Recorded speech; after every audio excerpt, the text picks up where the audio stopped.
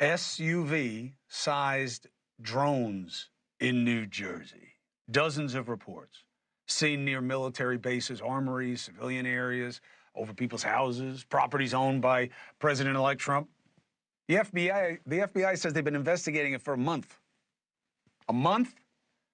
But many, like my next guests, say the response has been tepid. What could they be, and how is this so hard to figure out? Joining us now is New Jersey State Senator Jon Bramnick and former defense and intel official who investigated UFOs for the federal government, Luis Elizondo. Thank you for having both of you here. I appreciate it. Senator, let me ask you, what do you make of how your requests to satisfy people's curiosity have been met by other officials? Not very well. Either the government doesn't know anything, or the government is in a position where it's an embarrassment to the people of the state of New Jersey, because people already come to the table with distrust of government. This adds to distrust.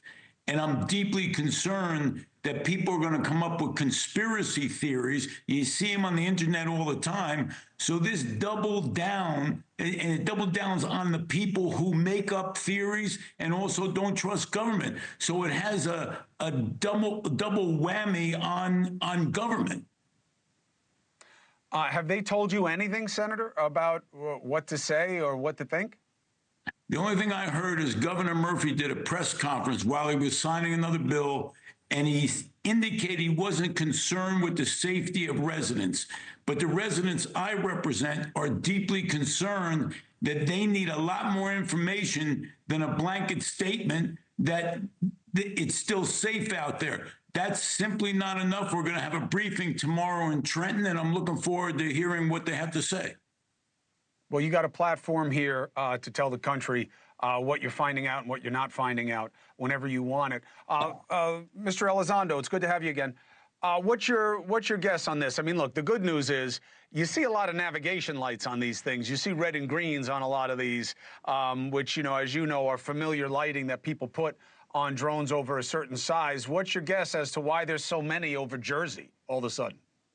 Well, Chris, surprisingly enough, it's not just over Jersey. Recently, over a few weeks ago, we had a very similar issue over Langley Air Force Base, one of our most sensitive military installations. And frankly, if you look back the last 4 or 5 years, there was actually a very similar occurrence back in Colorado, where for weeks, local and state law enforcement officials were chasing these things in the skies, almost doing a racetrack pattern, and no one seemed to know what the heck was going on. Actually, this is one of the very reasons why I decided to testify before Congress a few weeks ago, because quite frankly, we don't really have control of our U.S. airspace. We don't have awareness of what are in our skies.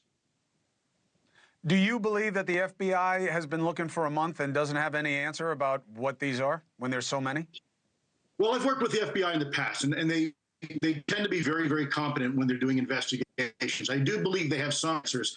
I don't think they have all the answers yet. What further makes this more complicated, you have an issue where these things are being seen over civilian airspace, so you have jurisdictional issues, right? You have, from a federal perspective, you have FBI leading the law enforcement investigation, but you also have the Department of Defense. You have folks like the U.S. Air Force and Office of Special Investigations. You have DHS and even the FAA.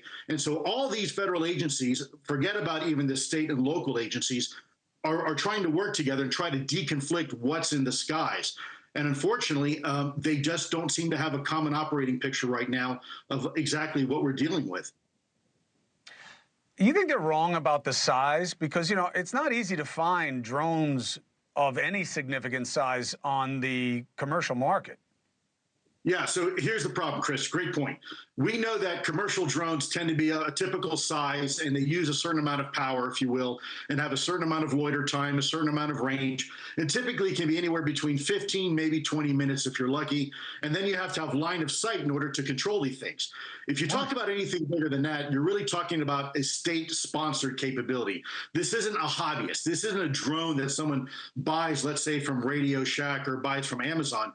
This is something far more complex that can be flown beyond line of sight, i.e. over the horizon, and has a loiter capability in some cases of several hours. And if you're talking about an SUV size or larger potentially drone, this is a problem. Look, the U.S. Navy has been reporting these types of drones, in some cases the size of cars and even bigger, for years now. And this is exactly emphasizing the point why we need to take this topic seriously. Hey, thanks for watching. Go to joinnn.com to find NewsNation on your screen. And don't forget, click the red subscribe button below to get more of NewsNation's fact-driven, unbiased coverage.